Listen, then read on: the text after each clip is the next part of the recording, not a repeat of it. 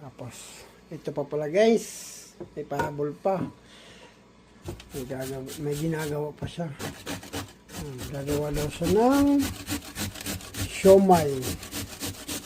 May yan, tapos may shrimp yan. I think yeah, there's shrimp, carrots, and celery, and bok choy. Bok choy ba yan? Dumpling ang gagawin. Dumpling. Sorry guys. Mali ako guys. Mala ko kasi siomai. Dumpling pala. Okay. Chinese dumpling. Ayan. Ha? Ay, dami-dami.